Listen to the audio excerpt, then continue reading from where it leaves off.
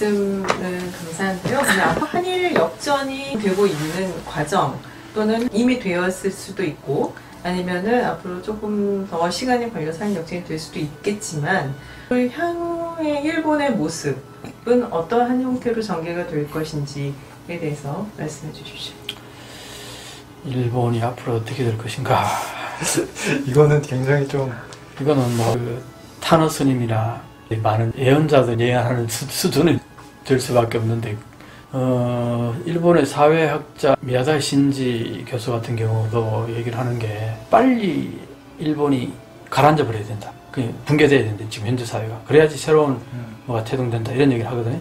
그래서 가속주의라는 얘기를 쓰더라고. 가속주의라는 게 서서히 끓는 냄비 속에 있는 개구리는 튀어나오지를 못한다는 거예요. 그냥 그대로 따뜻하네 하다가 그냥 죽는다는 거죠. 근데 이게 속도가 빨라가지고 빨리 뜨거워지면 튀어나온다는 거예요.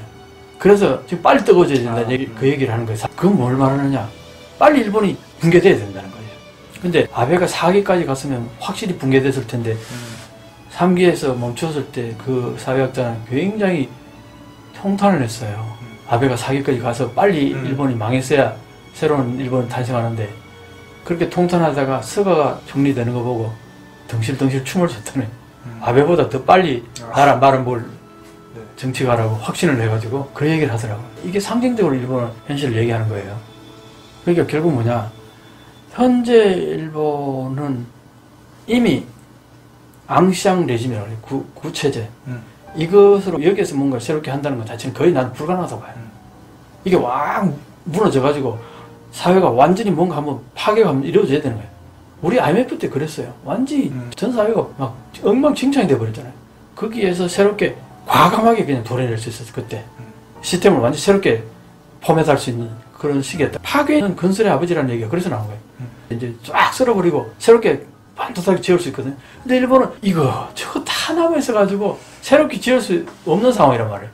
그러니까 10년은 계속 이렇게 가라앉는 그 과정을 가다가 도저히 더 이상은 안 되겠다 해서 뭐가 일어날 거라고 봐요. 사실 저는 메이주신이 가능했던 것도 그 흑선 출연하면서 거기에 이제 위기의식을 느낀 것들이 기존의 거 안 된다는 그런 위기감을 엄청나게 조성했다고 보거든요. 근데 그때까지 계속된 일본에는 그런 존재가 거의 없었던 것 같아요. 크게. 일본의 존속 이런 거를 위협할 정도의 뭔가의 충격은 그만큼 일본이 쌓았던 게 뭐 견고했다는 의미이기도 하고. 근데 그런 무언가가 나타나야지 메이주신 제2탄 같은 뭔가가 생길 것 같고 젊은이들이나 사회의 어떤 주류가 될 앞으로 세력들이 거기에 이제 자각을 하고 변화를 꾀하고 이럴 것 같다고 생각을 하고요. 근데 저는 그게 이제 언제 올지는 잘은 모르겠어요. 근데 그런 타이밍이 언젠가 오지 않을까. 그리고 오지 않는다고 한다면 빨리 자각을 해서 오게 만들어야 되지 않나. 좀 아이러니한데 그걸 오게 만들 거냐 아니면 진짜 뭔가가 이쪽 의사와 관계없이 와서 어쩔 수 없이 변할 거냐. 일본 뭐 국민들과 정권의 선택에 따라 달라지겠지만 그런 게 와서 다시 한번 그러니까 옛날에 메이주신 때 유학을 보내고 해외 것들을 받아들이고 그 다음에 저는 사실 이 점은 굉장히 일본에 대해서 높게 사는 게 근대화를 아주 제일 잘한 국가 중에 하나인 것 같아요. 그러니까 서구가 아닌 서구 것들을 받아들이면서 일본 전통적인 것들도 굉장히 잘 조화시켜서 남겼죠. 그때의 어떤 성공 경험. 근데 너무도 멀어졌기 때문에 그 성공 경험에 대한 그게 남아있을지는 모르겠어요. 근데 그런 식으로 조금 위기감을 갖고 도전적으로 많은 것들을 해본다면 다시 한번 이제 일본이 다시 설 수 있는 그런 기회가 되지 않을까. 방금 흑선 얘기를 했는데 이렇게 또 생각할 수도 있지 않을까. 코로나19가 네, 맞아요. 저도 지금 방금 어마어마한 흑선일 수도 있고 맞아요. 또 하나는 이 한류 있잖아요. 이 한류도 문화의 흑선일 수도 있다. 아까 메이지시대 때 젊은 사람들이 외부로 유학을 가고 해서 그 나라를 배워왔다 이런 얘기 했잖아요. 지금 일본의 젊은이들이 한국에 와서 K-팝 배워 가잖아요. 네. 그렇죠. 좀 아이러니한 것 같아요. 그러니까 이 사람들은 가서 보고 오는데 이거를 어떤 국가적인 뭔가로 바꿀 만한 목소리나 이런 것들은 개진 안 하고 그냥 철저히 개인적인 걸로 가져가고. 그게 초기 단계는 그렇죠. 그렇죠. 그게 하나의 거대한 흐름이 되면은 지금까지 일본이 우리가 최고라고 생각했단 말이에요. 그러니까 외부에 나가서 배우려고 생각을 안 했어요. 네, 그렇죠.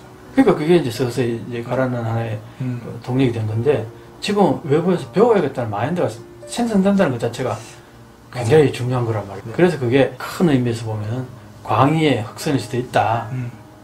그 코로나19라는 게 의도치 않게 찾아온 어마어마한 그 현재 일본의 민낯을 보여주는 자각하게 만드는 그게 흑선이었잖아요. 그렇죠. 그런 의미에서는 코로나19가 형태를 달리한 흑선일 수도 있다. 근데 그걸 일본 껴있는 국민들 중에 그걸 잘 활용을 해서 일본이 더 이상 이렇게 있으면 안 되겠다 하고 자각을 해서 거기에서 어떤 운동이 일어나서 새로운 개조 운동으로 펼쳐진다면은 코로나19가 가장 강력한 네. 흑선이지 않을까. 저도 흑선 얘기를 하면서 사실 코로나19가 그 흑선이었는데 얼마나 피부로 이제 느꼈는지 그게 되게 궁금하고 코로나 때문에 이제 아날로그적인 어프로치가 거의 힘들어졌잖아요. 사람과 사람이 만나서 뭔가를 한다는 것 자체가. 그런 의미에서 아날로그에서 이제 디지털로 가야만 하는 도장 찍고 뭐 이런 것도 이제 말도 안 되는 너무 구시대적인 거가 돼버렸고 실제로도 만나서가 아니라 디지털 원격으로 하는 것들이 많이 도입이 되는 게 맞는데 과연 어느 정도까지 진행이 됐나 라고 봤을 때 일본이 그동안 너무 아날로그적이어서 바꾸고 싶어도 한국같이 디지털화가 많이 된 데야 가속이랄까? 스피드가 이제 나기 시작하는데 뭐 아시겠지만 원래 제로에서 뭐 10, 20km 갈 때가 진짜 파워가 많이 들지 어느 정도 스피드가 나면 그 이후로 가는 거는 쉽잖아요. 술에 끌 때도 마찬가지고 그래서 일본은 지금보다 더 그러니까 한국이 하는 거 스피드로 가서는 못 따라잡잖아요. 거의 혁명 수준으로 그쵸? 가야지. 네, 격하게 변화를 추구해야 되는데 아직까지 느껴지는 스피드는 그 정도는 아닌 것 같다. 그 정도는 아닌 정도가 아니라 어림도 없는 얘기. 네. 지금 자민당 정권으로는 거의 나는 불가능하다 봐요. 그래서 흑선이라는 그런 위기감을 아직은 그 완벽하게 위기로 생각하는 것 같아요. 유니클로 회장도 그런 얘기 했잖아요. 자기가 서점에 가보면 아직도 저편이지 넘버원데 이런 얘기를 하고 앉았는데 구역질이 난다 그랬나? 그 정도로 얘기했어요. 그러면서 아니 과거에 저편이지 넘버원이었다 그러면 난 이해하겠는데 현재도 일본이 최고다는 얘기는 도대체 무슨 소리냐? 정신승리 같은. 그러니까 광인일기 얘기했잖아. 악취정전 얘기요. 아, 일본의 일부라 그러면 20, 30%는 될 거라는 봐요. 이 사람들은 거의 광인 주인공 수준이야. 현실감과 현재 일어나는 일에 대해 도저히 수용을 못하고 자기 그냥 하고 싶은 대로 해석하고 하고 싶은 대로 반응하고 그래서 자기한테 얼마나 큰 데미지가 되는지를 모르고 있는 거예요. 이게 지금 일본의 20, 30% 그렇다는 거예요. 그러니까 앞으로 일본이 제대로 되려면은 현재 자민당 정권에서 큰 변화가 생겨야 되는데 그게 과연 언제쯤일까? 저도 궁금해지네요. 마지막으로 한일 신시대를 위한 재현이라든가 과거에 임명찬 박사님께서는 그 한일 관계를 위한 그 재현들을 많이 해오셨는데요. 지금 한일 관계가 굉장히 좋지 않은 그런 상황이 지속되고 있는데 지금 이 시점에서 한일 관계 발전을 위해서 무엇이 필요한지에 대해 재현을 마지막으로 해주시면 감사하겠습니다. 글쎄 한일 관계에서 뭘 가장 해야 될까요? 저는 그냥 팍 든 생각이 아까 나왔던 이제 에고인데 그 뭐 다 방금 말씀하신 거랑도 이어지는 것 같아요. 결국에는 정신승리. 우린 아직 1등이야. 그 1등인 나한테 어떻게 챌린지하고 뭐 비판하고 할 수가 있지? 라는 생각 자체가 굉장히 좀 위험한 것 같아요. 그러니까 뭐 대부분의 독재 정권들이 그렇게 하다가 무너진 것처럼 그 옛날에 대한 어떤 영광 이런 것들은 조금 이제 내려놓고 지금 세상이 돌아가는 거를 직시할 필요가 있다. 내수시장이 큰 게 어떻게 보면 반대로 도구로 조금 작용한 것도 있는 것 같아요. 왜냐면 내수시장이 이미 충분히 크기 때문에 해외로 눈을 돌릴 필요성이 한국보다는 작았거든요. 근데 지금같이 빨리 변하는 세상에서는 그렇게 그러니까 내수시장이 엄청 치열해서 빨리 변하는 내수시장이면 오히려 괜찮아요. 왜냐면 여기가 더 치열하니까.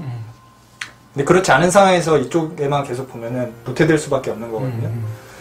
그렇기 때문에 그런 에고를 좀 내려놓고 예전에 형성됐던 좀 더 바깥으로 눈을 돌리고 그 일본 사람들이 그래야 되는 거 아니에요? 네, 그렇죠. 굉장히 어렵다는 걸 벌써 직감하신 것 같은데. 아 그래서 내가 이 책 쓴 거 아니에요? 네. 읽어보면은 네. 현재 위치가 지금 도대체 어느 정도 지금 열악한가 자기들의 인식 자체가 없어서. 인식 자체가 없으니까 책을 읽은 독자들이 네. 많은 얘기를 하는 게 빨리 일본어로 번역해라. 일본 사람이 읽어야 될 책 같다. 이런 얘기를 많이 한다고요. 네. 그냥 우리는 우리 입장에서 해야 될 것들을 그냥 해나가고 그거 이제 한국 사람들이 생각해야 되죠. 그 다음에 아까 잠깐 나왔던 너무 자만하지 말고. 그러니까 지금 뭐 예를 들어서 한류 뭐 이런 거 뜬다고 하지만 문화 자체가 되게 부침이 있는 것 같아요. 옛날에 뭐 홍콩 문화가 되게 뭐 영화 이런 거 떴지만 지금 안 보는 것처럼 이게 언제 바뀔지 모르기 때문에 거기에 자만하는 거는 경계해야 된다. 계속해서 예, 새로운 뭐 위기의식을 가지고 계속 이제 혁신을 해나가야 된다. 일본은 혁신을 잘했다. 예전엔 소니나 워크맨 이런 것처럼 대단한 것들 많이 만들었는데 이제 예전에 그런 혁신 정신 같은 거를 살리려면 확실히 바깥으로 눈을 돌리고 뭔가 좀 더 수용을 많이 할 수 있는, 그러니까 자기의 프라이드를 좀 내려놓고 그런 자세를 가지면 조금 더 잘. 얘기 들어보면은 일본이 현실을 자각을 해야 된다 이 얘기가 가장 큰 거잖아요. 근데 그 자각이 일본에 현재 쉽지 않은 거예요. 아직도 일본 TV 보면은 일본이 최고라는 얘기가 계속 많이 나온다. 그 얘기를 마고사키 우케루라는 아주 저명한 분이 계시는데 일본에 옛날에는 이런 얘기가 없었대. 일본이 최고라는 얘기가 별로. 근데 요즘 TV에 보면 일본이 최고라는 얘기가 굉장히 많이 나오는데 역으로 일본이 최고가 아니기 때문에 저런 얘기가 많이 나온다고 얘기하더라고요. 그게 정확한 말입니다. 현재 일본 정신적으로 굉장히 뭔가 그 아노미 상태인 거죠. 옛날에는 정말 최고였는데 요즘 보니까 뭔가 이상해. 그러니까 불안한 거예요. 그러니까 이제 아직도 일본이 최고야 하는 거기에 위안을 삼는 거예요. 그 또 하나는 이제 이런 얘기도 하는 거예요. 혐한서적이 그렇게 많은 이유가 그 공허함을 혐한서적으로 달랜다는 거예요. 정신적으로 그게 결국 정신성리법이라는 거예요. 그렇죠. 이게 어마어마한 폐해를 안겨주는 건데 스스로 발전을 가로막는. 그러니까 그런 부분들이 일본이 깨달아야 되는데 내가 이런 방송을 하면서 여기 일본에 파견 나오는 많은 기자들이 계시니까 좀 듣고 솔직히 말해서 내같이 일본을 잘 아는 사람이 이래 일본 비판해 주는 게 필요하다고. 안 그러면 일본 내에서는 그런 게 별로 안 먹기도 하니까. 그러니까 일본 사람들은 어떤 의미에서 외부에서 정말 조언해 주는 것에는 그런 어느 정도 반응을 하는데 내부 스스로 바뀌기가 정말 어려운 것 같아요. 그런 의미에서는 내가 일본을 비판하는 것 같이 보이지만 얼핏 듣기에는 기분 나쁠지 모르지만 어떤 의미에서는 입에 쓴 약이 효과가 좋다고. 그리고 뭐 만약에 정말 싫어서 이런 얘기했으면 논조가 이런 논조는 아니었겠죠. 그러니까 이게 그 혐일책이 아니에요, 이 책이. 아니 저도 누누이 밝히죠. 저는 일본 문화도 좋아하는 부분이 굉장히 많고 친한 일본 친구도 굉장히 많아서 저는 뭐 다 같이 잘 됐으면 좋겠고요. 근데 이제 일본이 조금 더 이제 스텝업 하기 위해서는 확실히 이런 부분에 대한 자각은 필요하고, 사실 이거는 뭐 저뿐만 아니라 조금 일본에 대해서 걱정하는, 저는 IT 쪽에 있으니까 IT 친구들과 얘기해보면 이런 위기의식이 너무 팽배해요. 그 친구들 사이에서도. 일본에서? 네. 물론 그 친구들이 모두를 대표하는 건 아니겠지만. 그 젊은 사람들이잖아. 그쵸. 젊은 사람들은 세상 돌아가는 거 안다니까. 그쵸. 그래서 그들도 느끼고 있는 위기의식들이 다른 사람들한테도 좀 퍼졌으면 좋겠다라는 생각이 들고요. 네. 왜냐면 그냥 그때 얘기했던 게 일본에서 잘 나가는 성공한 IT 기업 들어보라고 해도 뭐 별로 떠오르는 이름들이 없어요. 스타트업이나 이런 쪽에서도 일본에서 엄청 잘 된 케이스들이 많이 없거든요. 시장 규모를 생각해보면 훨씬 더 많이 나와야 되는데 오히려 아니 내가 이걸 조사를 해보니까 정말 심각해요. 디지털 마인드 자체가 거의 없다고 보면 되고, 예를 들어서 간단하게 얘기 하나 해볼까요? 각 지자체가 한 1700개 가까이 되는데 그 시스템이 1700여 개래요. 우리는 한 개잖아요. 근데 그걸 고치려고 하면은 거기에 디지털화 하는데 외부 전문가를 자문위원을 해가지고 이렇게 했는데 이 사람들 밥그릇이 전부 떨어져 나가기 때문에 저항이 어마어마하다는 거예요. 자기 생명줄이 걸려 있으니까. 그걸 전부 뚫고 뭔가를 할 수 있으려면은 어마어마한 리더십이 나와야 되는데 일본은 의원 내각제잖아요. 대통령제 같으면 그냥 밀어붙일 수 있는데 그게 안 되는 거예요. 그런 시스템적인 걸 알고 보면은 일본은 정말 힘들겠다 앞으로. 쉽게 계획이 안 돼요. 저는 의원 내각제, 대통령제 이것도 사실 차이에서 오는 것도 있다고 생각하는데 이제 이건 또 다른 얘기니까. 그래서 재밌는 거는 중국이랑 한국을 보면은 오히려 해외 글로벌 기업들이 들어와서 성공한 사례들이 드물어요.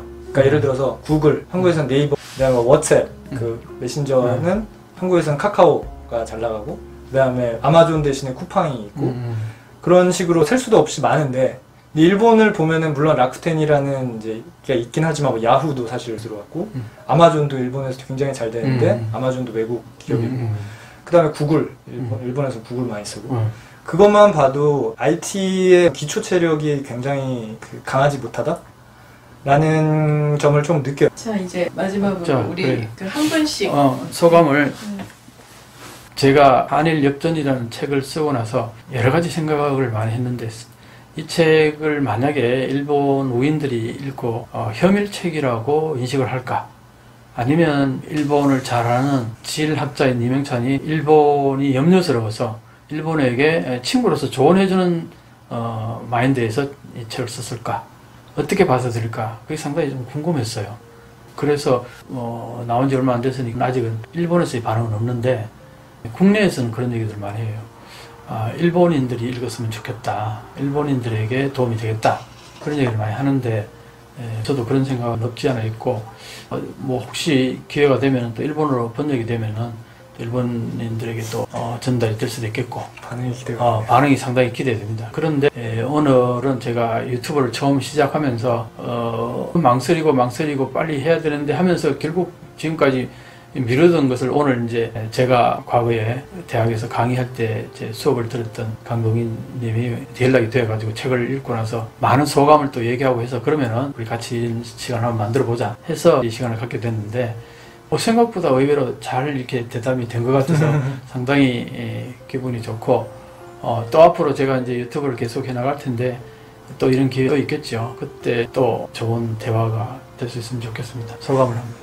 네, 먼저 초대해 주셔서 대단히 감사하고 사실 굉장히 오랜만에 뵀는데 이 주제 하나만으로도 얘기할 수 있는 게 이렇게 많다는 사실이 참 또 재밌게 느껴지고요.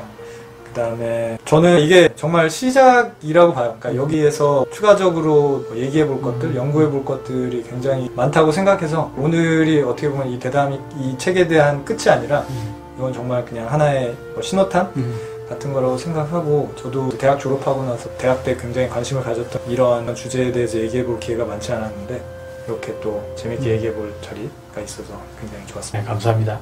네.